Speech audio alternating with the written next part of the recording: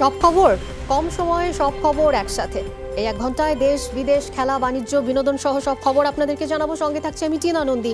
খুব বড় করে নয়, সংক্ষেপে জানিয়ে দেবো গেল 24 ঘন্টার সব বড় খবর। শুরুতেই করোনার খবর। গেল আড়াই মাসে করোনায় সর্বোচ্চ সংক্রমণ বাংলাদেশে। সোমবার শনাক্ত হয়েছে 2419 জন, মারা গেছেন আরও 28। স্বাস্থ্য অধিদপ্তরের নিয়মিত বিজ্ঞপ্তিতে জানানো হয় দেশে কোভিড-19 এ পর্যন্ত প্রাণহানি 6416 জনের। আর গেল 24 ঘন্টায় নমুনা পরীক্ষা করা হয়েছে 16059টি। এ পর্যন্ত করোনা শনাক্ত হয়েছে 4,49,760 জনের। গেল 24 ঘন্টায় সুস্থ হয়ে বাড়ি ফিরেছেন 2183 জন। আর সব মিলিয়ে সুস্থের সংখ্যা 3,64,611 জন। মৃত 28 জনের মধ্যে পুরুষ 21 জন।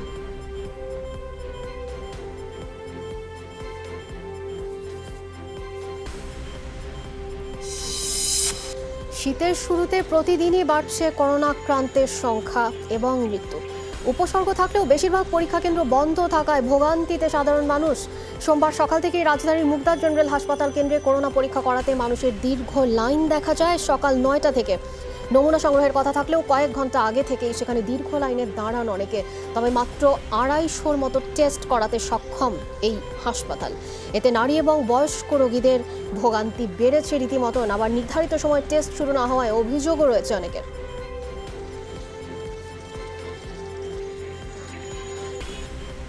ছয়টার সময় আসার পরে লাইনে ছিলাম। লাইনে থাকার পরে যে আপনার 10টা বা 9:30টার পরে আর কি আমি ফর্মটা হাতে পাইছি। 250 রোগী টেস্ট করা হয়। এখন আমার সামনে যে আসলে কতগুলো আছে বুঝতে পারতেছি না। আমার ওয়াইফের 103 জ্বর। এখন এখানে টেস্ট করতে আসে 2 ঘন্টা 2.5 ঘন্টা দাঁড়ায় আছি। তো এটা তো আমাদের জন্য অত্যন্ত কি বলে ভোগান্তি হচ্ছে আর কি। ভাইয়া কষ্ট কি বলতে, যে সকাল থেকে এসে দাঁড়াইছে লাইনের উপরে লাইন, এটা তো আমাদের জন্য কষ্টজনক জিনিস। নগরবাসীকে মাস্ক পরার জন্য সচেতন করতে সোমবারও রাজধানীতে মোবাইল কোর্ট চলছে। অভিযানে বেশ কয়েকজনকে জরিমানা করা হয়। যাদের মুখে মাস্ক নেই তাদেরকে নগদ অর্থদণ্ড করেছেন নির্বাহী ম্যাজিস্ট্রেট। তবে নিম্ন আয়ের মানুষদের জরিমানা থেকে রেহাই দেওয়া হয়। ম্যাজিস্ট্রেট জানান, আগের চেয়ে মানুষ এখন অনেক বেশি সচেতন। তবে এখনও যারা ইচ্ছাকৃতভাবে মাস্ক ছাড়া ঘরের বাইরে বেরোচ্ছেন তাদের জরিমানা করা হচ্ছে। নিউ মার্কেট এলাকায় মাস্ক না থাকা পথচারীদের মাস্ক সরবরাহ করেছেন ম্যাজিস্ট্রেট।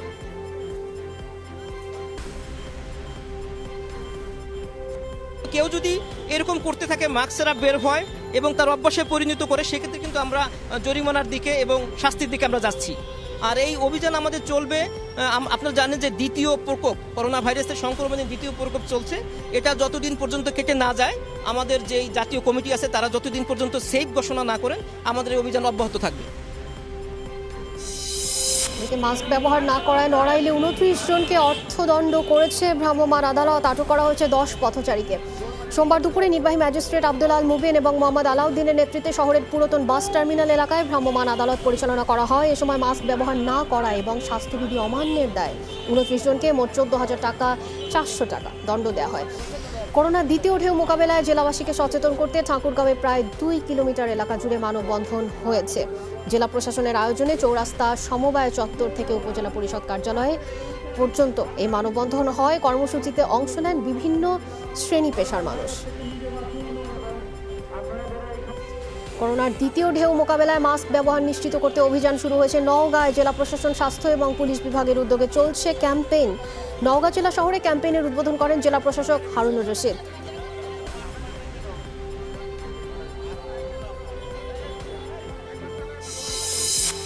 মাস্ক পরিধানে প্রয়োজনে আরও কঠোর হওয়ার সিদ্ধান্ত নিয়েছে মন্ত্রিসভা। প্রয়োজনে জরিমানার পরিমাণও আরও বাড়িয়ে হলেও সবাইকে মাস্ক পরিধান নিশ্চিত করতে হবে।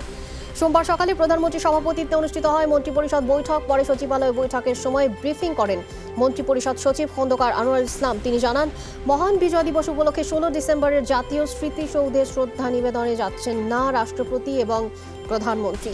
বিদেশে অর্থ পাচারের বিষয়ে পররাষ্ট্র আইন মন্ত্রণালয় এবং সংশ্লিষ্ট বিভাগ কাজ করছে জানিয়ে খন্দকার আনোয়ারুল ইসলাম বলেন, অর্থ পাচারকারীদের বিরুদ্ধে ব্যবস্থা নেওয়া হবে। সপ্তাহ দেখতে যদি ফাইনেও যদি মানুষের হয়, তাদেরকে আরও মোটিভেশন করো এবং তারপরে আরেকটু স্ট্রং পানিশমেন্টে যেতে হবে। হয়তো ফাইনও বাড়াই দিতে পারে, হয়তো 1000 টাকা 500 টাকা ফাইন করলো, সেটা 5000 টাকা করে দিল। ধর্ম প্রতিমন্ত্রী হিসেবে আজ শপথ নিতে যাচ্ছেন জামালপুর 2 আসনের সংসদ সদস্য ফরিদুল হক খান দুলাল। মন্ত্রিপরিষদ বিভাগ থেকে এই তথ্য নিশ্চিত করা হয়েছে। সবকিছু ঠিক থাকলে সন্ধ্যায় বঙ্গভবনে শপথ নেবেন তিনি। ফরিদুল হক খান আওয়ামী লীগের মনোনয়নে জামালপুর 2 আসন থেকে নবম, দশম এবং একাদশ জাতীয় সংসদে নির্বাচিত সদস্য। তিনি ইসলামপুর উপজেলা আওয়ামী লীগের সভাপতির দায়িত্ব পালন করছেন। গেল 13 জুন ধর্ম প্রতিমন্ত্রী শেখ মোহাম্মদ আবদুল্লাহর মৃত্যুর পর থেকে ধর্ম মন্ত্রণালয় মন্ত্রীশূন্য ছিল। কালকে বা পরশু হতে পারে, এটুকু আমাকে নন অফিসিয়াল আমি জানতে পারছি। মাননীয় প্রধানমন্ত্রী দয়া পরবর্ষে যদি এটা করেন এবং সে দায়িত্ব দেন, আমি নিষ্ঠা ও সততার কাজ চালিয়ে গিয়ে কাঙ্ক্ষিত লক্ষ্যে যাতে দাঁড়াতে পারি তার জন্য আপনার চেষ্টা করবো। এটাই হলো আমার মনের অভিপ্রায়। দর্শক, এই বিষয়ে আরেকটু বিস্তারিত আমরা জানাতে চাই। সহকর্মী শোয়েব হোসেন আমাদের সাথে যুক্ত রয়েছেন জামালপুর থেকে। এরই মধ্যে শোয়েব, আমরা জানতে চাই ধর্ম প্রতিমন্ত্রী হিসেবে আজ শপথ গ্রহণ করবেন যেহেতু ফরিদুল হক খান দুলাল, কি বলছেন স্থানীয় পর্যায়ের নেতাকর্মীদের বক্তব্য কি, এবং এলাকাবাসীর নিশ্চয়ই একটা প্রতিক্রিয়া আছে এই নিয়ে, এতদিন পরে আসনে কেউ পেতে যাচ্ছে আসনটি, একটু জানাবেন বিস্তারিত।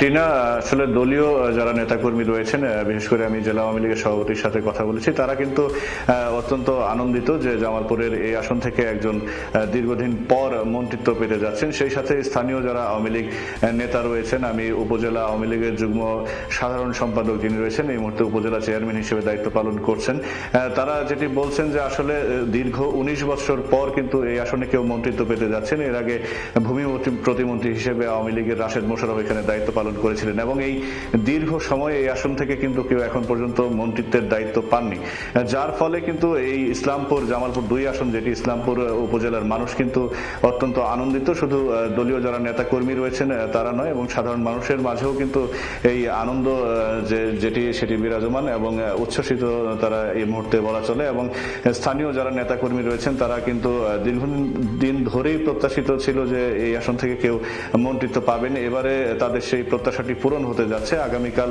শপথ গ্রহণের পর স্থানীয় যারা রাজনীতিবিদ রয়েছেন, স্থানীয় নেতাকর্মী যারা রয়েছেন, তারা আনন্দ মিছিল সহ বিভিন্ন ধরনের কর্মসূচির কিন্তু আয়োজন করেছে, এমনটি তারা বলছেন। এবং সব মিলিয়ে যারা মাঠ পর্যায়ে রয়েছেন তারা কিন্তু অত্যন্ত আনন্দিত আসলে বলা যায়।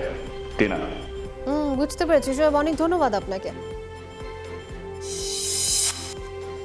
ঢাকা বিশ্ববিদ্যালয়ের স্নাতক শ্রেণীতে ভর্তি পরীক্ষার নম্বর বন্টনে পরিবর্তন আনা হয়েছে। এবার 40 নম্বরের এমসিকিউ, 40 নম্বরের লিখিত পরীক্ষা অনুষ্ঠিত হবে। পাশাপাশি মাধ্যমিক এবং উচ্চ মাধ্যমিক পরীক্ষার ফলাফলের উপর 20 নম্বর থাকবে। উপাচার্য অধ্যাপক ডক্টর মোহাম্মদ আখতারুজ্জামানের সভাপতিত্বেই অনুষ্ঠিত ভর্তি বিষয়ক সাধারণ ভর্তি কমিটির সভায় এসব সিদ্ধান্ত গৃহীত হয়। ভর্তি পরীক্ষার পাস নম্বর হবে ন্যূনতম 40%। ডিনস কমিটির সুপারিশ অনুযায়ী 2020-21 শিক্ষাবর্ষে ভর্তি পরীক্ষা বিশ্ববিদ্যালয়ের ক্যাম্পাস ছাড়াও বিভাগীয় শহরগুলোতে অনুষ্ঠিত হবে। ভর্তি পরীক্ষার আবেদন গ্রহণ এবং পরীক্ষার সময়সূচি যথাসময়ে জানিয়ে দেওয়া হবে। ঝুঁকির মধ্যে ভয় আতঙ্ক কাজ করতেছিল। ঢাকাতে গিয়ে পরীক্ষা দিতে হয়, তাদেরকে অনেক কিছু ফেস করতে হয়। করোনার যে ঝুঁকি ওটা থেকেই যেত। ঢাকা বিশ্ববিদ্যালয়ের যে পরীক্ষাটা, সেটাও আমরা মনে করি যে অটোপাস দেওয়াটাই বেটার। বিশ্ববিদ্যালয়ের চাহিদার সাথে সঙ্গতিপূর্ণ করার জন্য এই সংস্থা সাধিত হয়ে থাকে। করোনা পরিস্থিতিতে স্বাস্থ্য সুরক্ষা নিশ্চিত করে আমরা বিভাগীয় শহরগুলোতে পরীক্ষা নিতে চাই। 40 নম্বর লিখিত আর সাধারণ জ্ঞান বা এই সমস্ত বিষয়ের জন্য 40 নম্বরে এমসিকিউ থাকে। বহিষ্কৃত যুবলীগ নেতা খালেদ মাহমুদ ভূঁইয়ার বিরুদ্ধে 8 কোটি 74 লাখ টাকা পাচার এবং 42 কোটি 75 লাখ টাকার অবৈধ সম্পদ অর্জনের অভিযোগে চার্জশিট অনুমোদন দিয়েছে দুদক। সোমবার দুপুরে ব্রিফিং এই তথ্য জানিয়েছেন সচিব দিলওয়ার বখত। তিনি বলেন, খালেদের বিরুদ্ধে মোট 51 কোটি টাকার জ্ঞাত আয় বহির্ভূত সম্পদের তথ্য পেয়েছে দুদক এরই মধ্যে। এদিকে পিয়ন থেকে যুবলীগ নেতা বনে যাওয়া আনিসুর রহমান এবং তার স্ত্রী সুমি রহমানের 100 কোটি টাকার সম্পদ জব্দ করা হয়েছে বলে জানিয়েছেন দুদক সচিব। কানাডায় বেগমপাড়ায় বাড়ি ঘরের তালিকা পেলে ব্যবস্থা নেওয়া হবে বলেও জানান তিনি। তিনি তো জেলে আছেন, আপনারা জানেন। এরপরে বিচার হবে। বিচারের জন্য চার্জ ফ্রেম হলে আমরা আমাদের দুর্নীতি কমিশন থেকে তার বিরুদ্ধে যে সমস্ত দলীয় পাওয়া গেছে, সাক্ষ্য প্রমাণ পাওয়া গেছে, সেগুলো উপস্থাপন করা হবে।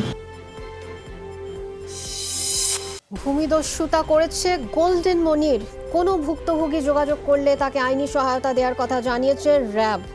সোমবার বিকালে ব্রিফিং এর কথা জানান র্যাব মুখপাত্র লেফটেন্যান্ট কর্নেল আশিক বিল্লাহ। তিনি বলেন, গোল্ডেন মনির অতি বিলাসী গাড়ি ব্যবহার করতেন। এই বিষয়ে তথ্যের জন্য বিআরটি এর সাথে যোগাযোগ করা হয়েছে। এরই মধ্যে মনিরের শুল্ক ফাঁকির বিষয়ে এনবিআরকে জানানোর কথাও জানান আশিক বিল্লাহ। বলেন, মনির হোসেনের 25টি ব্যাংক অ্যাকাউন্টে সম্পদের পরিমাণ 1050 কোটি টাকার ওপরে। মাদকদ্রব্য, অস্ত্র এবং বিশেষ ক্ষমতা আইনে আলাদা 3 মামলায় রোববার মনিরের 18 দিনের রিমান্ড মঞ্জুর করেন আদালত। গোল্ডেন মনির অন্যতম যে বিষয়টা হচ্ছে ভূমিদস্যুতা। যারা ক্ষতিগ্রস্ত তাদের পুনর্বাসনের জন্য সরকার থেকে বিশাল সংখ্যক প্লট বরাদ্দ করা হয়েছিল, যেটি মনির হোসেন ওরফে গোল্ডেন মনির দখল করেছে বলে প্রাথমিকভাবে আমরা জানতে পেরেছি। এ বিষয়ে যদি কোনো ভুক্তভোগী আমাদের সঙ্গে যোগাযোগ করে, সেক্ষেত্রে আমরা তাদেরকে প্রয়োজনীয় আইনি সহায়তা প্রদান করব। জ্ঞাত আয় বহির্ভূত সম্পদ অর্জনের মামলায় বিএনপি নেতা ইশরাক হোসেনকে খালাস দিয়েছেন আদালত। ঢাকার 4 নম্বর বিশেষ জজ আদালতের বিচারক শেখ নাজমুল আলম এই রায় দেন। 2008 সালের 1 সেপ্টেম্বর ইশরাক হোসেন এবং তার উপরে নির্ভরশীল ব্যক্তিদের সম্পদের বিবরণী দাখিলের নোটিশ দেয় দুদক। একই বছরের 4 সেপ্টেম্বর দুদকের কনস্টেবল তালেব কমিশনের নোটিশটি জারি করে তাদের বাসভবনে যান, কিন্তু ইশরাক হোসেন সেখানে উপস্থিত না থাকায় বাসভবন নিচতলায় স্কচ টেপ দিয়ে ঝুলিয়ে নোটিশটি জারি করা হয়।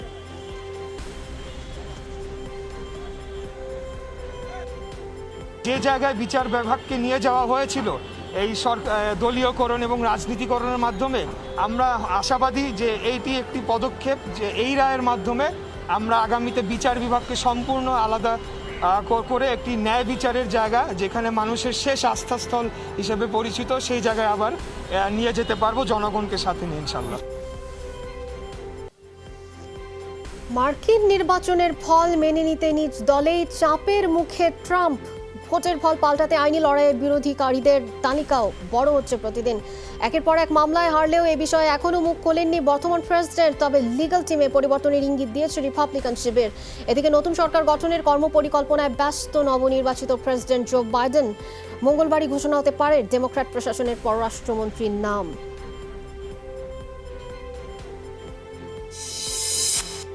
যুক্তরাষ্ট্রের প্রেসিডেন্ট নির্বাচনে জো বাইডেনকে এখনই বিজয়ী মানতে চান না ভ্লাদিমির পুতিন। রোববার রাশিয়ার রাষ্ট্রীয় টিভিতে কথা জানান রুশ প্রেসিডেন্ট নিজেই। বলেন, মার্কিন জনগণ নিজেদের দেশ পরিচালনার দায়িত্ব যাকেই দেবেন তার সাথেই কাজ করতে প্রস্তুত রাশিয়া।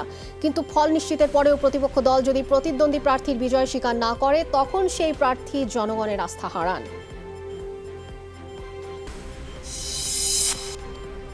পাকিস্তানের আফগান সীমান্তবর্তী অঞ্চলে গোলাগুলিতে প্রাণ গেছে 1 সেনা এবং 4 বিদ্রোহীর। রোববার খাইবার পাখতুনখোয়া প্রদেশের উত্তর ওয়াজিরিস্তানে সেনাবাহিনীর অভিযানের সময় এই প্রাণহানির ঘটনা ঘটে। 2017 সাল থেকে অঞ্চলটিতে তৎপর রয়েছে বিচ্ছিন্নতাবাদীরা। পাকিস্তানি সেনাবাহিনী পার্বত্য এলাকাগুলোতে ধারাবাহিক অভিযানের মাধ্যমে বিদ্রোহী নির্মূলের দাবি করে আসছে।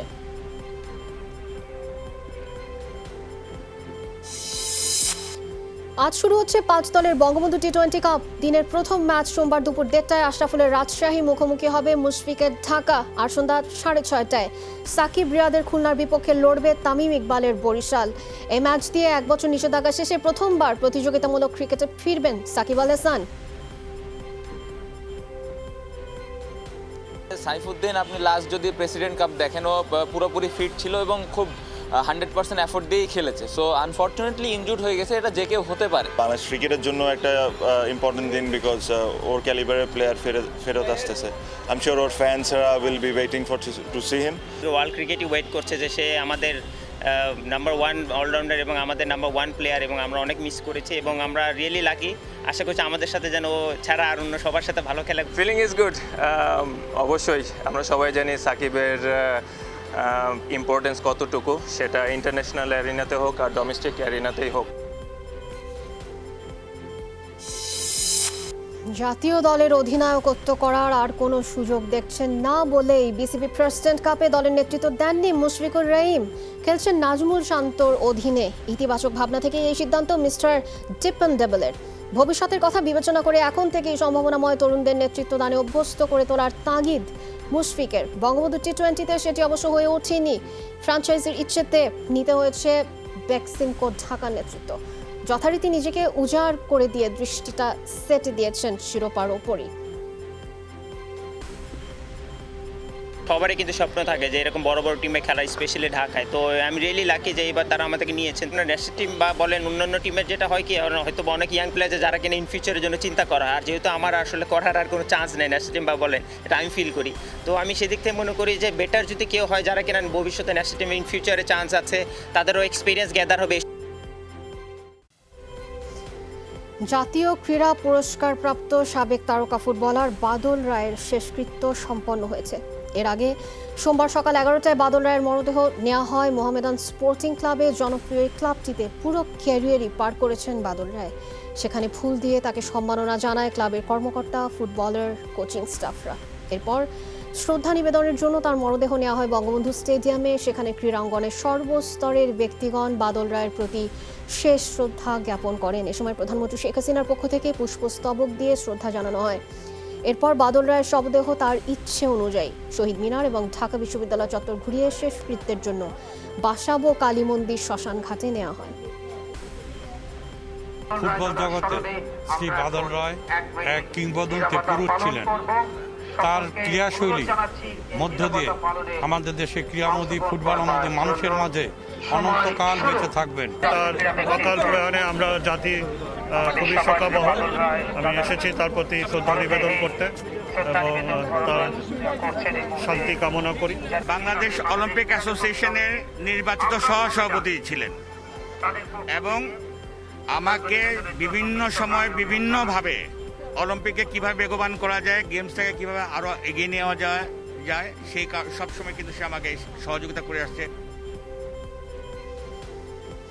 সব খবর দেখছেন, প্রথম বিরতিতে যাই, ছোট্ট বিরতি, সঙ্গেই থাকবেন, ফিরছি।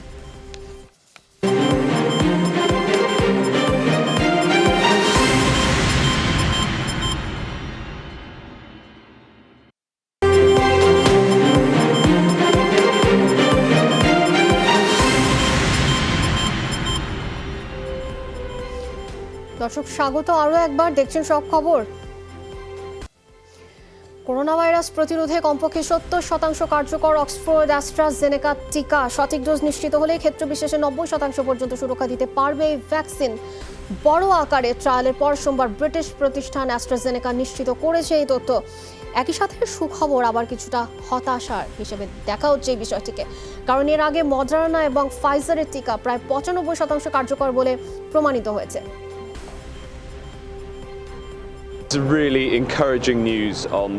এটা খুবই উৎসাহব্যঞ্জক খবর। অক্সফোর্ড অ্যাস্ট্রাজেনেকার অগ্রগতির তথ্যে আমরা আনন্দিত। কার্যকারিতা ও নিরাপত্তা বিষয়ক তথ্য উপাত্ত আরও বিস্তারিতভাবে পর্যবেক্ষণ করবে স্বাস্থ্য কর্তৃপক্ষ। যে 100 মিলিয়ন টিকার অর্ডার আমরা পেয়েছি তা নির্বিঘ্নে বন্টনের সব ব্যবস্থা করব। In the right dosage can be up to 90%. COVID-19 চিকিৎসায় দ্বিতীয় অ্যান্টিবডি ভিত্তিক ওষুধে ছাড়পত্র দিল যুক্তরাষ্ট্র। শনিবার রিজেনারেশন ফার্মাসিউটিক্যালসের এই ওষুধের অনুমোদন দেয় এফডিএ। মৃদু উপসর্গ নিয়ে হাসপাতালে যাওয়া রোগীরা যেন গুরুতর অসুস্থ না হন এবং হাসপাতালে তাদের ভর্তি না হতে হয়, সেই চেষ্টার অংশ হিসেবে বিনামূল্যে দেওয়া হবে এই ওষুধ। শিরায় ইন্ট্রাভেনাস ফ্লুইডস কিংবা আইভির মাধ্যমে রোগীকে একবারই দেওয়া হয় এই ওষুধ। 12 বছরের বেশি বয়সী শিশু থেকে শুরু করে প্রাপ্তবয়স্ক যাদের ওজন কমপক্ষে 40 কেজি, তারাই কেবল এই ওষুধটি নিতে পারবেন। 11 কিংবা 12 ডিসেম্বর যুক্তরাষ্ট্রে শুরু হতে পারে করোনা টিকাদান। অনুমোদন পাওয়ার 24 ঘন্টার মধ্যে সব ক্ষেত্রে ভ্যাকসিন পৌঁছানোর প্রস্তুতি নিয়েছে প্রশাসন। রোববার দেশটির করোনা ভাইরাস ভ্যাকসিন কর্মসূচির প্রধান ডক্টর মোসেফ সাউই বলেন যে মে মাসে হার্ড ইমিউনিটি অর্জন করবে যুক্তরাষ্ট্র। এর মধ্যে টিকা নিয়ে ফেলবেন 70% মার্কিনই। জরুরি ব্যবহারের জন্য টিকা অনুমোদনের শুক্রবার মার্কিন খাদ্য এবং ওষুধ প্রশাসন এফডিএ এর কাজে যৌথ আবেদন করেছে ফাইজার এবং বায়োএনটেক। সিদ্ধান্ত নিতে 10 ডিসেম্বর বৈঠকে বসবে এফডিএ।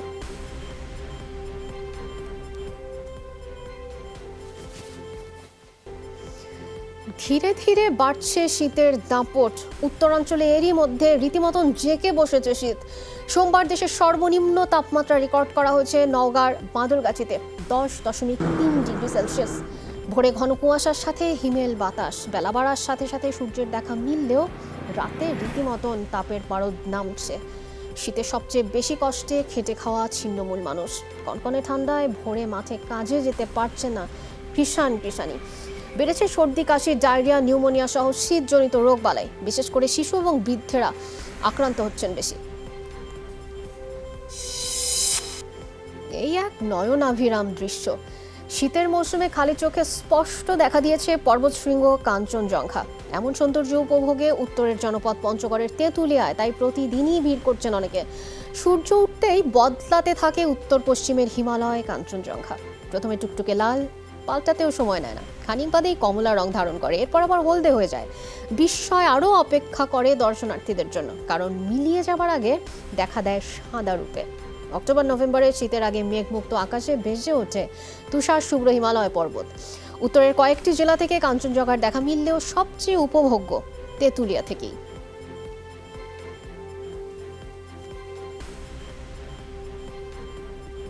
কাঞ্চনজঙ্ঘাটা দেখা যায়, যেটা হচ্ছে যে যদি আমরা সিকিমের তাসি ভিউ থেকে যেই অংশটুকু দেখা যায় তার চেয়েও অনেক বেশি এখান থেকে দেখা যায়। তো এটার একটা ভিন্ন রকম বিউটি আছে। এই অঞ্চল আসলে গরম, এবং শীতকালে অত্যাধিক শীত, গরমকালে অত্যাধিক গরম।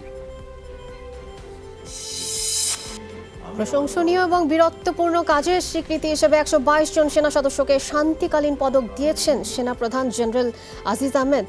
সোমবার সকালে সেনা সদস্যদের হেলমেট অডিটোরিয়ামে এই অনুষ্ঠানের আয়োজন করা হয়। মোট 6টি ক্যাটাগরিতে দেওয়া হয় পদক।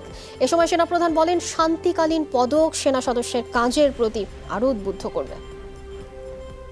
সেনাবাহিনী এবং দেশের জন্য আপনাদের যে অবদান, তার প্রতিদান কোনো পদক বা সম্পদের মাধ্যমে প্রদান করা সম্ভব নয়।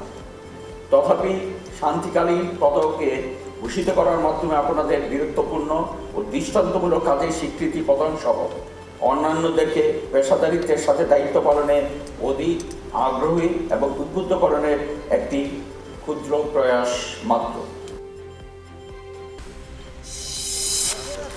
সশস্ত্র বাহিনী বিভাগ এবং কর অঞ্চল 9-এর যৌথ ব্যবস্থাপনায় ঢাকা সেনানিবাসে আয়কর প্রদান কার্যক্রম শুরু হয়েছে। এর মধ্যে আজও চলবে এই কার্যক্রম। এর উদ্বোধন করেন কর অঞ্চল 9-এর কর কমিশনার রওনক আফরোজ এবং ব্রিগেডিয়ার জেনারেল সাজাদুর রহমান। চলমান করোনা পরিস্থিতিতে আয়কর মেলা অনুষ্ঠিত হচ্ছে না, তাই সামরিক এবং অসামরিক সদস্যদের আয়কর প্রদানে সহায়তার জন্য ঢাকা সেনানিবাসে এই আয়োজন করা হয়েছে। চাঁপাইনবাবগঞ্জের নাচলে রিকশা চালক তাজিমুল হত্যা মামলায় থানা থেকে হাতকড়া পড়া অবস্থায় পলাতক রুবেলকে এখনও ধরতে পারেনি পুলিশ, তবে তাকে ধরতে অভিযান চলছে বলে জানানো হয়েছে। যদিও পুলিশের দাবি পলাতক রুবেলের বিরুদ্ধে এখনও হত্যাকাণ্ডের সাথে জড়িত থাকার কোনো প্রমাণ পাওয়া যায়নি, তবে রিকশা চালক তাজিমুল হত্যা মামলায় প্রধান আসামি হজরত আলীকে এরই মধ্যে গ্রেফতার করা হয়েছে। মোবাইল ট্র্যাকিংয়ের মাধ্যমে সকালে ঢাকার মিরপুর থেকে তাকে গ্রেফতার করা হয়। জিজ্ঞাসাবাদের পর মামলার পরবর্তী অগ্রগতি জানানো হবে বলেও জানান অতিরিক্ত পুলিশ সুপার। গেল বৃহস্পতিবার অটোরিকশা ছিনতাইয়ের উদ্দেশ্যে তাজিমুলকে হত্যার পর আসামিরা মরদেহটি মাটির নিচে চাপা দিয়ে রাখে। জিজ্ঞাসাবাদ করে কয়েকজনকে আমরা ছেড়ে দিই। রুবেল নামের যে ছেলেটির কথা আপনারা বলছেন, সেও তাদের মতো একজন। সে থানায় ছিল, তাকে আমরা জিজ্ঞাসাবাদ করে রাখি যে তুমি একটু বসো, আমরা হজরত আলীকে ধরলে হয়তো তার দেওয়া তথ্য মতে আমরা নিশ্চিত হব সে জড়িত কিনা। তারপর ইতিমধ্যে সে থানা থেকে নাকি চলে গিয়েছে, এটা আমরা জানতে পারি। এখন আমরা আবার তদন্তে নেমেছি। হজরত আলীর কাছে তথ্য এবং আমাদের প্রযুক্তিতে যদি আমরা পাই যে রুবেল জড়িত, তাহলে আমরা রুবেলকে গ্রেপ্তার করব। সিলেটে বাসার দরজা ভেঙে নববধূর মৃতদেহ উদ্ধার করেছে পুলিশ। সোমবার বিকেলে নগরীর কাজীটুলা এলাকায় একটি বাসা থেকে তার মরদেহ উদ্ধার করা হয়। স্বজনরা জানায়, মৃত তামান্না বেগমের সাথে আল মামুনের বিয়ে হয়েছে মাত্র 2 মাস। সোমবার সকাল থেকে তামান্না এবং তার স্বামীর মোবাইল বন্ধ পাওয়া যায়। স্বজনরা পুলিশ নিয়ে বাসায় গেলে ভেতরে তামান্নার নিথর দেহ পড়ে থাকতে দেখেন। তার শরীরে একাধিক আঘাতের চিহ্ন রয়েছে। মরদেহ ময়নাতদন্তের জন্য ওসমানী মেডিকেল কলেজ হাসপাতালে পাঠানো হয়েছে।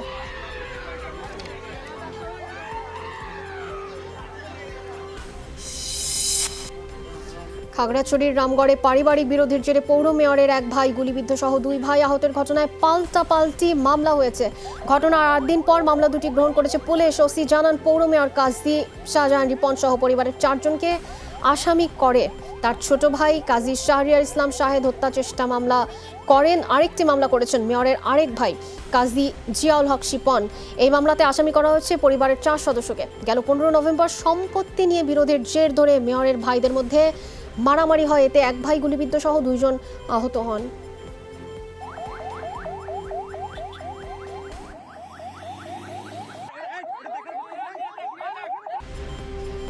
এবার বঙ্গবন্ধু টি-20 কাপ প্রসঙ্গ। ইনজুরিতে পড়ে অন্তত প্রথম 3 ম্যাচে খেলা হচ্ছে না মিনিস্টার রাজশাহীর পেস বোলিং অলরাউন্ডার মোহাম্মদ সাইফুদ্দিনের। তাকে আপাতত 7 দিনের বিশ্রাম দেওয়া হয়েছে।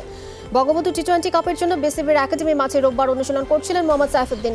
ওয়ার্ম আপের সময় ফুটবল খেলতে গিয়ে গোড়ালিতে চোট পান। মূলত তিনি জুতোর স্পাইক মাটিতে আটকে গিয়ে রীতিমতো পা হড়কে যান। দুজনের কাঁধে ভর দিয়ে তাকে মাঠ ছাড়তে দেখা যায়। সাধারণত এই ধরনের ইনজুরি থেকে সেরে উঠতে সপ্তাহ 2 সময় লাগে।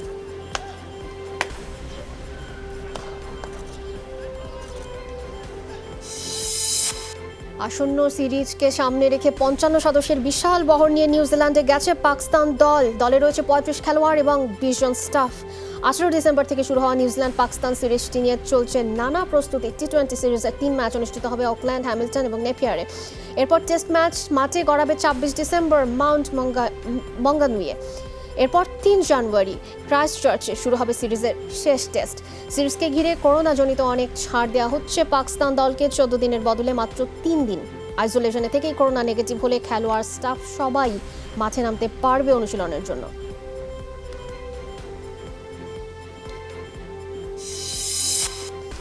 সম্প্রতি যুক্তরাষ্ট্রে অনুষ্ঠিত হলো American music award 2020। Justin Bieber, Post Malone এবং রডি রিচকে পেছনে ফেলে এবারের বর্ষসেরা পুরস্কার জিতে নিয়েছেন টেলর সুইফট।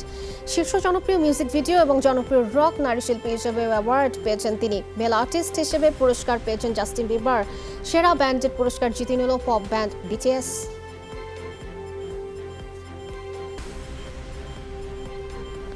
সব খবর দেখছেন, আরও একটা বিরতিতে যাব, সঙ্গেই থাকবেন, ফিরছি।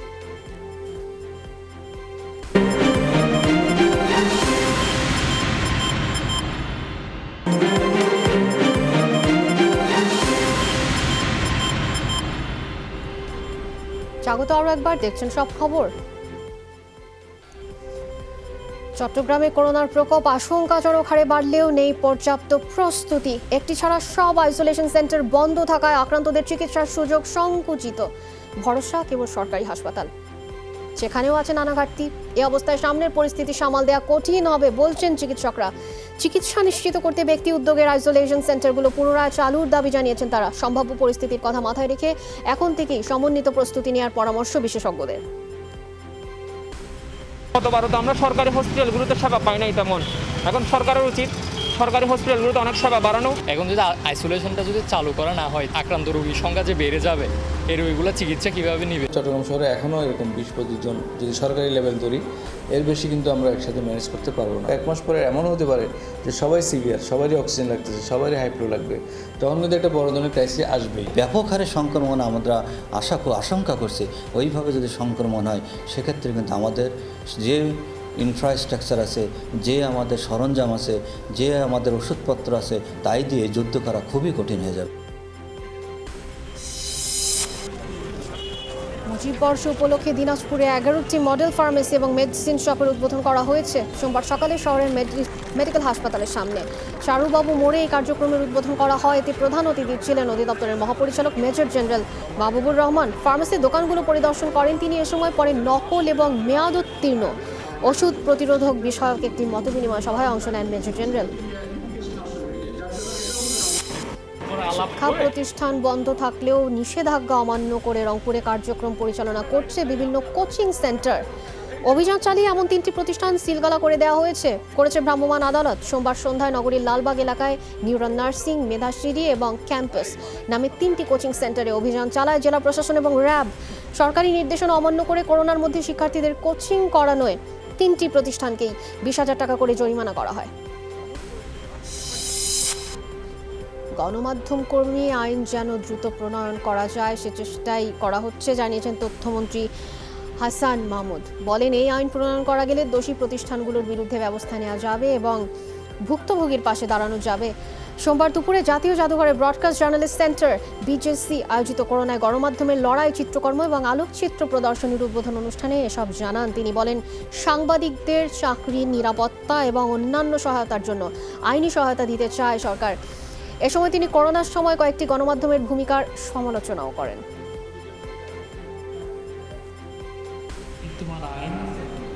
গুলো বিভিন্ন প্রতিষ্ঠানের মেনে চলা প্রয়োজন।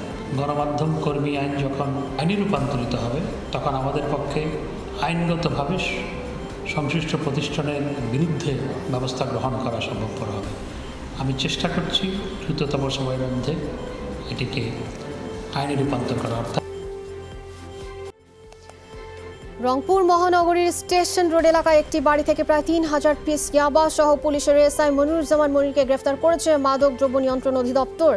রংপুর জেলা প্রশাসনের নির্বাহী ম্যাজিস্ট্রেট জানান, গোপন সংবাদের ভিত্তিতে স্টেশন রোডের একটি বাসায় ৩য় তলায় অভিযান চালানো হয়। এ সময় ভাড়াটিয়া কুড়িগ্রাম পুলিশ লাইনে ক্লোজড থাকা এসআই মনিরুজ্জামানকে ইয়াবা সহ গ্রেফতার করা হয়। তার কাছ থেকে উদ্ধার করা হয় ৩,১৯৮ পিস ইয়াবা। মাদক ব্যবসার অভিযোগে পুলিশের ওই কর্মকর্তার সাময়িক বরখাস্ত ছিলেন। তার বিরুদ্ধে মাদক আইনে মামলার পর কারাগারে পাঠানো হয়।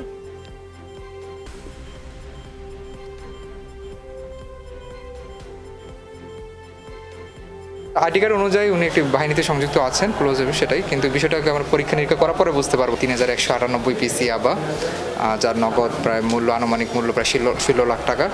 তারপর হচ্ছে নগদ ৭,৮০০ টাকা। তারপর হচ্ছে আমরা প্রাইস বন্ড, 9টি প্রাইস বন্ড, বিভিন্ন ব্যাংকের নামীয় চেক, প্রায় 4টি চেক আমরা করেছি, ফেন্সি ডিল 1 বোতল করেছি।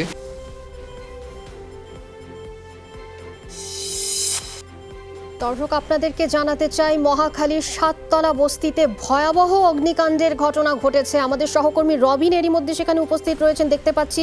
শেষ তথ্য পাওয়া অনুযায়ী ফায়ার সার্ভিসের 12টি ইউনিট সেখানে কাজ করছিল। আমরা একটু সরাসরি রবিনের সাথে যুক্ত হয়ে বিস্তারিত জানতে চাই। রবিন, আপনি আমাকে শুনতে পাচ্ছেন কিনা, একটু বিস্তারিত জানাবেন। ঠিক কটা নাগাদ ঘটলো, কি করে ঘটলো এই অগ্নিকাণ্ডের ঘটনা, ক্ষয়ক্ষতি এখন অবধি কি দেখতে পাচ্ছেন, কটা ইউনিট কাজ করছে জানাবেন।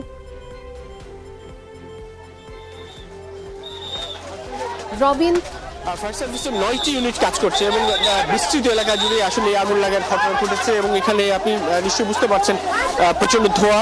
সেই আগুনের কারণে মহাখালীর 7তলা বস্তি, প্রায়শই এরকম বস্তিতে আগুন লাগে এবং এই বস্তিতেও এর আগে কয়েক দফা আগুন লাগার ঘটনা ঘটেছে। ফায়ার সার্ভিসের 9টি ইউনিট কাজ করছে, সেই সঙ্গে স্থানীয় বিপুল সংখ্যক মানুষের অংশগ্রহণ আছে এই আগুন নিয়ন্ত্রণে আনার জন্য, কিন্তু এখনও সম্পূর্ণ পুরোপুরি আগুন নিয়ন্ত্রণে আনা সম্ভব হয়নি। তবে অনেকটা আগুনের ভয়াবহতা কমে এসেছে এবং অনেকটা কমে আসার ফলে যেটি হচ্ছে, আগুন ছড়িয়ে পড়ার সংখ্যাটুকু এখন আর করছেন না তারা। বলছেন যে চতুর্দিক থেকে ফায়ার সার্ভিসের চেষ্টা এবং ওই যে সাধারণ মানুষের অংশগ্রহণ, সেটার মধ্য দিয়ে আগুন নিয়ন্ত্রণে আনা সম্ভব হবে। তবে ইতিমধ্যেই যে অগ্নিকাণ্ডের ঘটনা ঘটেছে, ইতিমধ্যেই কিন্তু ব্যাপক ক্ষয়ক্ষতি হয়েছে। এখানে স্থানীয় একজনের সঙ্গে কথা হলো, প্রায় 400-500 ঘর আসলে এই আগুনে পুড়ে গেছে ইতিমধ্যেই এবং আসলে আগুন নিয়ন্ত্রণ আনার পর বিস্তারিত বুঝে যাবে। এখানে একদিকে প্রচন্ড আগুনের ধোঁয়া, অন্যদিকে বাতাস, শীতের বাতাস এবং সেই বাতাসের সঙ্গে তুমুল ব্যাগে সাধারণের চোখে জ্বালা যন্ত্রণা তৈরি করছে, যে কারণে নিয়ন্ত্রণে আনতে একটু কষ্ট হচ্ছে। তারপরেও কাজ করে যাচ্ছেন চারিদিক থেকে ফায়ার সার্ভিসের কর্মীরা যেমনটি আছে, ঠিক তেমনি সাধারণ মানুষও কিন্তু চেষ্টা করে আগুন যেদিকে আছে সেই দিকটায় আগুন আনার চেষ্টা করছেন এবং সেদিকে ঘুরে ঘুরে তারা যাচ্ছেন, যেখানে আগুন বাড়ছে সেদিকে এগিয়ে যাচ্ছেন। আপনি হয়তো বুঝতে পারছেন কিনা আমি জানি না, কারণ এদিকে প্রচন্ড ধোঁয়া, আগুন এখনো জ্বলছে বিচ্ছিন্নভাবে, বিক্ষিপ্তভাবে ছড়িয়ে ছিটিয়ে বিভিন্ন এলাকা জুড়ে, কিন্তু মূল আগুনের ভয়াবহতা হয়তো হ্রাস পেয়েছে বলে এক ধরনের সন্তুষ্টি প্রকাশ করতে পারে। কারণ এখন যে অবস্থায় রয়েছে আগুন, সেটি আর বেড়ে গিয়ে আরো বড় আকার ধারণ করার মতো সম্ভাবনা খুব কম। সেই জায়গাটায় এখন যে অবস্থায় রয়েছে সেখানটায় ফায়ার সার্ভিসের চেষ্টা হয়তো আগুন নিয়ন্ত্রণ আনা সম্ভব হবে। তবে এখানকার মানুষের মধ্যে এক ধরনের ক্ষোভ প্রকাশ হচ্ছে এই কারণে যে 7তলা বস্তিতে প্রায়শই আগুন লাগার ঘটনা ঘটে, যে আগুন লাগার ঘটনার কারণে বাস্তুচ্যুত হয় সাধারণ বস্তিবাসীর অনেকেই এবং সেগুলো তদন্ত হয়, কিন্তু তদন্ত শেষে পূর্ণাঙ্গ রূপে সেটার প্রকাশ করা, কারণ অনুসন্ধান করে প্রকাশ করা এবং সেই কারণের নিষ্পত্তি ঘটানো কিংবা কারণ কি ছিল সেটির আলোকে কোনো ব্যবস্থা গ্রহণ করা, সেগুলো না হওয়ার কারণে এই ধরনের বস্তিতে আগুন লাগার ঘটনা প্রায়শই ঘটছে। অনেকে চেষ্টা করেছেন নিজের সহায় সম্বল নিয়ে, আমরা আসার পথেই দেখেছি অনেকে ফুটপাতের উপর নিজের ঘরে হয়তো টেলিভিশন, হয়তো একটু দামি বাসন কোসন যা আছে সেগুলো নিয়ে সরে যাওয়ার চেষ্টা করেছেন, সেগুলো নিয়ে তারা সরে গিয়েছেন। কিন্তু আবার অনেকে অনেক কিছু রক্ষা করার চেষ্টা করেও সফল হতে পারেননি। এখনো আগুন জ্বলছে বিভিন্ন দিক দিয়ে, এরকম ফুলকির মতো সেগুলো তো ছড়াচ্ছেই। তারপরও সাধারণ মানুষ যেমন আগুন নিয়ন্ত্রণ আনার চেষ্টা করছেন, সেই সঙ্গে টিনের বস্তি এটি, সেই টিনগুলি সরিয়ে নেওয়ার চেষ্টা করছেন, যদিও সেগুলো আর ব্যবহারের উপযোগী থাকার মতো অবস্থায় নেই। তারপরেও বলা চলে সবার স্বতঃস্ফূর্ত অংশগ্রহণের মধ্য দিয়ে এই আগুন নিয়ন্ত্রণ আনার যত রকমের চেষ্টা সেটুকু তারা করে যাচ্ছেন। আপনি দেখে হয়তো বা আগুনের ভয়াবহতা অতটা বুঝবেন না, কেননা এখন চতুর্দিক থেকে ধোঁয়াই কেবলমাত্র দেখা যাচ্ছে। তারপরও আগুনের যে ফুলকি সেগুলো তো রয়েছেই, আর এই ধোঁয়ার কারণে হয়তো বা ভেতরকার যে ভয়াবহতা সেটুকু হয়তো বা আপনি স্পষ্ট করে বুঝে উঠতে পারবেন না। যে সাততলা বস্তির এই জায়গাটায় আগুন লাগার ঘটনা ঘটেছে, সাধারণ মানুষ বলছেন 11:30টার দিকে। 11:30 থেকে আগুন লাগার ঘটনা ঘটার পর সেটি ছড়িয়ে গেছে খানিকটা এলাকা জুড়ে। ফায়ার সার্ভিসের প্রথমে 4টি ইউনিট এসেছিল এই আগুন নিয়ন্ত্রণ আনার জন্য, পরবর্তীতে আমরা দেখেছি 9টি ইউনিট একযোগে কাজ করছে এই মহাখালী সাততলা বস্তির আগুন নিয়ন্ত্রণ আনার জন্য। এবং 9টি ইউনিটের সঙ্গে এটুকু বলতে হয় যে পর্যাপ্ত পানি নিয়ে ফায়ার সার্ভিসের গাড়ি আসার মতো পর্যাপ্ত জায়গা ছিল, এবং সেই জায়গাগুলো থাকার কারণেই বলা চলে আগুন নিয়ন্ত্রণ করার ক্ষেত্রে ফায়ার সার্ভিসের যে চেষ্টা বা সেটুকু সফলভাবেই আসলে এগুচ্ছে বলা চলে। ফায়ার সার্ভিসের 9টি ইউনিট এখন কাজ করছে এখানটায়, এবং পানি আনতে বা পানি ছেটাতে তেমন একটা সংকট তৈরি হয়নি বলে খানিকটা দ্রুত গতিতেই তাদের এই অগ্নি নির্বাপনের কাজটুকু এগিয়ে যাচ্ছে। এবং এখানটায় বিদ্যুৎ সংযোগ বিচ্ছিন্ন রয়েছে বলা চলে। অল্প কিছু বিচ্ছিন্নভাবে যে আগুনে ফুলকি নিভানোর সম্ভব হলে আগুন নিয়ন্ত্রণ আনা সম্ভব হয়ে যাবে, কারণ আগুনের যে ভয়াবহতা ছিল শুরুর দিকটায় সেই ভয়াবহতা এখন আর নেই। টিনা, রবিন, বুঝতে পারছি, আমরা দেখতে পাচ্ছি রীতিমতো ভয়াবহ আগুন যাকে বলে। রবিন, 9টি ইউনিট কাজ করছে আপনি জানালেন। সবশেষ আপনি ফায়ার সার্ভিসের কারোর সাথে কথা বলতে পেরেছেন? তারা নিশ্চিত করেছে যে তাদের কটা ইউনিট কাজ করছে এখানে, এবং পরিস্থিতি নিয়ন্ত্রণে আনতে মোটামুটিভাবে, যদিও ধারণা করা খুবই মুশকিল কারণ ভীষণ ভয়াবহ আগুন দেখতে পাচ্ছি, যেভাবে এরই মধ্যে জানিয়েছেন অনেক কটা বাড়ি এরই মধ্যে পুড়ে গেছে, স্থানীয়রা কাজ করছে ফায়ার সার্ভিসের সাথে। আপনি তথ্য সংগ্রহ করতে থাকবেন, কিন্তু সবশেষ কটা ইউনিট কাজ করছে সেটা কথা বলে নিশ্চিত হতে পেরেছেন কিনা রবিন?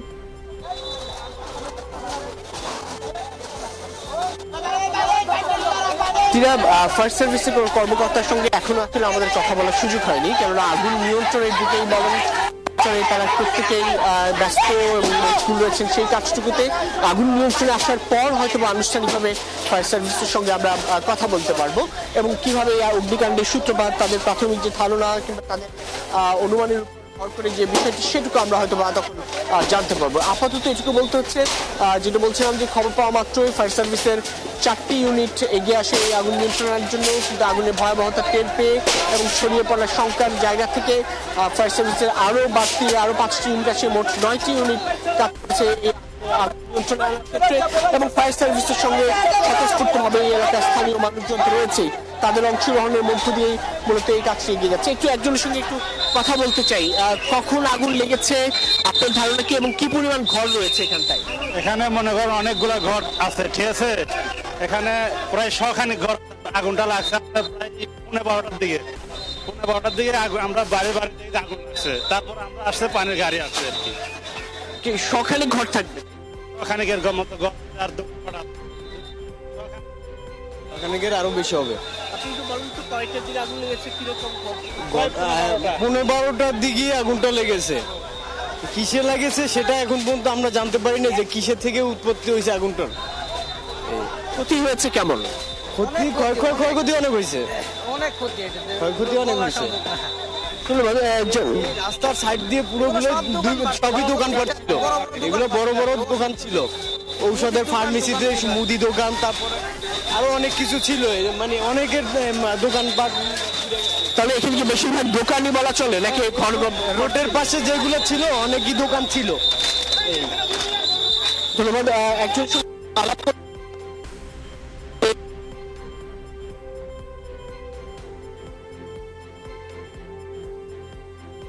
করে স্থানীয়রাও নিশ্চিতভাবে কোনো কিছু বলতে পারছেন না এবং ফায়ার সার্ভিস তো আসলে অনুমান নির্ভর আমরা হয়তো বলতে পারবো আগুন নিয়ন্ত্রণে আসার পর ফায়ার সার্ভিসের মতামত শোনার পর, কিন্তু এর আগ পর্যন্ত আসলে এই মুহূর্তে ঠিক বলা যাচ্ছে না। তবে আগুন অনেকটাই নিয়ন্ত্রণে চলে আসছে, ছড়িয়ে ছিটিয়ে বিচ্ছিন্নভাবে আগুনের যে স্মৃতি সেখান থেকে হঠাৎ করে আগুন জ্বলে উঠছে এবং সেই দিকটায় যখন এখানে আগুন জ্বলে উঠছে সেখান থেকে ফায়ার সার্ভিস পানি ছিটিয়ে সাধারণ মানুষের সাহায্য নিয়ে ফায়ার সার্ভিস আগুন থেকে নিভিয়ে ফেলার কাজ করছে এবং সম্মেলনে যেমনটি বলছিলেন যে 11:30 নাগাদ মূলত এই আগুন লাগার ঘটনা এবং ফায়ার সার্ভিসের 4টি ইউনিট আসে আগুন নিয়ন্ত্রণে আসে। পরবর্তীতে আরো 5টি ইউনিট বেড়ে 9টি ইউনিট আসলে এই আগুন নিয়ন্ত্রণে কাজ করছে এখন এবং আশেপাশে একটু বড় এলাকা জুড়ে যে আগুন ছড়িয়ে পড়ার সংখ্যা ছিল, অনেক টিনের ঘর ছিল, সেই জিনিস থেকে মানুষজন বেরিয়ে গেছেন জিনিসপত্র নিয়ে যে যা কিছু পেরেছেন দ্রুত বিবেচনা করে এবং অন্যদিকে সাধারণ মানুষ আশপাশের এলাকার মানুষ আসলে ছুটে এসেছেন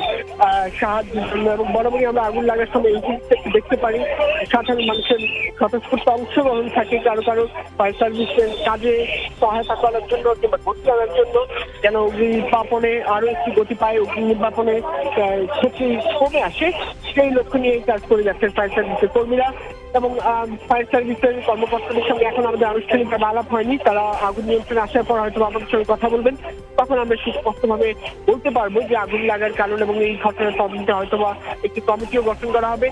বলছেন অনেকে সচেতনরা যারা বলছেন যে এই কমিটিগুলো প্রতিবারই আগুন লাগার পরপরই বস্তিতে আগুন লাগার পরপরই কমিটি গঠন করা হয় তদন্ত করার জন্য, কিন্তু সেই কমিটির আলোকে সেই তদন্ত কমিটির আলোকে তদন্ত রিপোর্ট প্রকাশের ক্ষেত্রে এক ধরনের গড়িমসি ভাব এবং বস্তিতে আগুন লাগার কারণগুলো কি সেই কারণ অনুসন্ধান করে সেগুলিতে যে কার্যকরী কোনো উদ্যোগ ব্যবস্থা গ্রহণ করা সেই বিষয়গুলো না থাকার কারণে তারা সমালোচনা করছেন অনেকে। তারপরেও এই যে বস্তির ঘটনা, এখানে যারা ছিলেন দোকানপাট ছিল, মানুষের বসত বাড়িও ছিল, তারা আসলে চলে গেছেন নিরাপত্তা বিবেচনা করে। ক্ষয়ক্ষতির পরিমাণ বলতে প্রাণহানি হতাহতের সংখ্যা সেটুকু এখন পর্যন্ত নাই, এটুকু বলতে হয়। আশা করা যাচ্ছে শেষ পর্যন্ত একই রকম এই থাকবে, অবস্থায় বিরাজ করবে, কোনো ধরনের হতাহত না হয়ে অগ্নিকাণ্ডে সাধারণ মানুষের হয়তো বা মালের ক্ষতি হয়েছে, জানের ক্ষতি হয়, এরকম একটি সম্ভাবনার কথা ধারণা করা যাচ্ছে। এবং বলতে পারি যে আগুন ছড়িয়ে পড়ার সম্ভাবনা ছিল, কারণ আশেপাশে আরো অনেক টিনের ঘর ছিল লাগোয়া, সেগুলোতে ছড়িয়ে পড়ার যে সংখ্যাটুকু ছিল বস্তির, সেই জায়গাটায় আগুনটাকে সীমাবদ্ধ রেখে নিয়ে আসে এবং আগুন নিয়ন্ত্রণ আনার কার্যক্রমে এগিয়ে যাওয়ার যে বিষয়টি এবং সম্পূর্ণরূপে নিয়ন্ত্রণ আনার সম্ভাবনার কথা বলছে।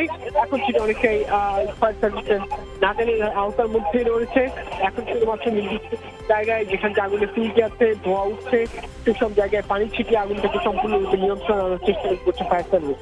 তবে ঝুঁকি কমে এসেছে এবং বলা চলে এই ঝুঁকি কমে আসার কারণে এবং সাধারণ মানুষের ক্ষয়ক্ষতি, ঘরের ক্ষয়ক্ষতি হয়েছে কিন্তু প্রাণহানির ঘটনা না ঘটার কারণে এক ধরনের সন্তুষ্টি প্রকাশ করা যায় এবং স্বতঃস্ফূর্তভাবে সাধারণ মানুষের যে অংশগ্রহণ আশপাশের এলাকার, তারা কিন্তু বেশ ইতিবাচক ভাবে বলছেন।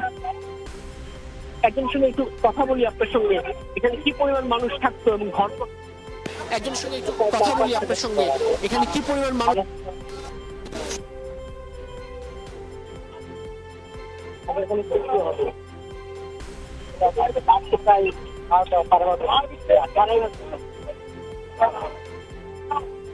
ধন্যবাদ আপনাকে। ধন্যবাদ আপনাকে। আমরা কথা বলছিলাম একজনের সঙ্গে, তিনি জানাচ্ছিলেন যে প্রায় 400-500 ঘর, এক একজন আসলে এক এক সংখ্যাটুকু বলছেন, কেউ বলছেন শখানেক ঘর, কেউ বলছেন 400-500 ঘর এবং দোকানপাট সহ আসলে এখানটায় ছিল। এবং যেটা বলছিলাম যে এই ফায়ার সার্ভিসের 9টি ইউনিটের চেষ্টায় আগুন অনেকটা নিয়ন্ত্রণে চলে এসেছে। এখন কিছু কিছু জায়গায় সামান্য আগুন যেটুকু জ্বলছে সেগুলো নিয়ন্ত্রণে আনার পক্ষে সেগুলো নিয়ন্ত্রণে আনা সম্ভব এবং সেই জন্যই কাজ করে যাচ্ছে ফায়ার সার্ভিস এবং ফায়ার সার্ভিসের সঙ্গে এই এলাকার সাধারণ মানুষ। তারাই বলছিলেন যে 12:15, কেউ বলছেন 12:15, কেউ বলছেন 12:30 দিকে এই অগ্নিকাণ্ড ঘটছে। তবে আমরা যতটুকু জানতে পেরেছি 12:15 নাগাদ আসলে এই আগুনের শুরুটা হয় এবং সেই শুরুর সঙ্গে সঙ্গে আগুন ছড়িয়ে পড়ে, যেহেতু এখানে টিনের ঘর এবং দাহ্য পদার্থ সবকিছুই, দাহ্য পদার্থ এই অর্থে যে টিনের ঘর, কাঠখড়, এগুলো আগুনের কাছাকাছি সেই আগুনটিকে ভয়াবহ রূপ দিয়েছে এবং সেই ভয়াবহ রূপ দেওয়ার কারণে এখানকার আতঙ্কিত হয় সাধারণ মানুষ। আতঙ্কিত হয়ে তারা নিরাপদ আশ্রয়ে সরে যাওয়ার চেষ্টা করেছে এবং অনেকে মূল সড়কের পাশে অবস্থান নিয়েছে। এবং ফায়ার সার্ভিসের প্রাথমিকভাবে 4টি ইউনিট, পরবর্তীতে আরও 5টি ইউনিট, মোট 9টি ইউনিট এসে আগুন নিয়ন্ত্রণে আনার কাজ করছে, এখনও কাজ করছে।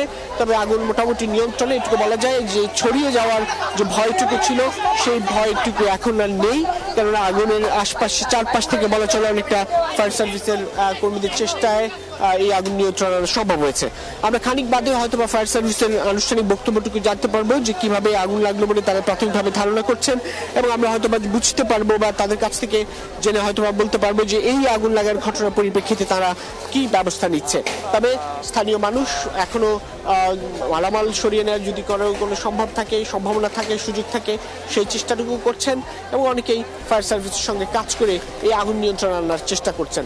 যদি বলি পুরো এলাকা ধোঁয়াচ্ছন্ন হয়ে গিয়েছে এবং আশেপাশে যে উঁচু ভবনগুলো ছিল সেখানেও আগুন ছড়িয়ে পড়া এক ধরনের শঙ্কা থাকতো, কিন্তু সেই সুযোগটুকু এখন নেই, অর্থাৎ সেই সংখ্যাটুকু এখন আর নেই।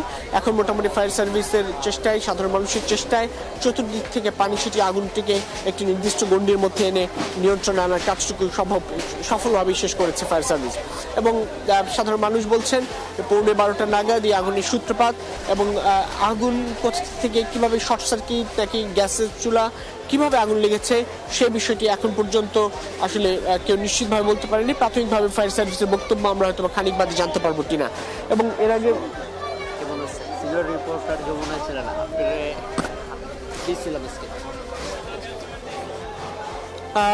আমরা এটুকু বলতে পারি যে আশেপাশের যেভাবে আগুন ছড়িয়ে পড়ার এক ধরনের সম্ভাবনা ছিল সেই সম্ভাবনাটুকু এখন নেই। এখন মোটামুটি আগুন নিয়ন্ত্রণে আনা সম্ভব হয়েছে। ফায়ার সার্ভিসের কর্মীরা এবং সাধারণ মানুষ যোগ হয়ে এই কাজটুকু করেছেন, এবং দোকান সেই সঙ্গে বসতভিটে সবকিছুই ছিল বলে আসলে বলছেন, এবং সেই সবের কারণে বলেছিল আগুন আরও ছড়িয়ে পড়ার এক ধরনের শঙ্কা ছিল, কেননা আশেপাশে আরও লাগোয়া অনেক টিনশেডের ঘর ছিল, অনেক কিছুই ছিল, কিন্তু সেই জায়গাটায় বলতে হয় আগুন ছড়িয়ে পড়ার সেই সম্ভাবনাটুকু এখন আর নেই। এখন আগুন অনেকটাই নিয়ন্ত্রণে আনতে সক্ষম হয়েছে ফায়ার সার্ভিস। টিনা, বুঝতে পারছি আমরা, আপনি বলছেন যে শঙ্কাটা করা হচ্ছিল আগুন ছড়িয়ে পড়ার, সেটা মোটামুটিভাবে নিয়ন্ত্রণে আনা সম্ভব হয়েছে। সেই শঙ্কা অতটা হয়তো এখন আর নেই, কারণ ফায়ার সার্ভিস দুর্দান্ত কাজ করেছে বলতেই হয়। এবং আশেপাশে যাদেরকে ক্রেডিট না দিলে না, স্থানীয় জনগণ এই একটা ক্রাইসিসে যেটা দেখা যায় জনগণ ঝাঁপিয়ে পড়ে, তারা আমরা অপেক্ষা করি ফায়ার সার্ভিস আনুষ্ঠানিক বক্তব্য দিলে নিশ্চয়ই আমরা দর্শকদেরকে জানাতে পারবো। দর্শক, আজকে সব খবর থেকে আমি টিনা নন্দী বিদায় নিচ্ছি। আগামী দিন আবার দেখা হবে, তবে যমুনা টেলিভিশনের সাথেই থাকবেন, কারণ পরবর্তী সংবাদে এই ভয়াবহ অগ্নিকাণ্ডের ঘটনার বিস্তারিত নিশ্চয়ই আপনাদের জন্য আসছে, আপনারা জানতে পারবেন। আপাতত আমি বিদায় নিচ্ছি, শুভরাত্রি, ভালো থাকবেন।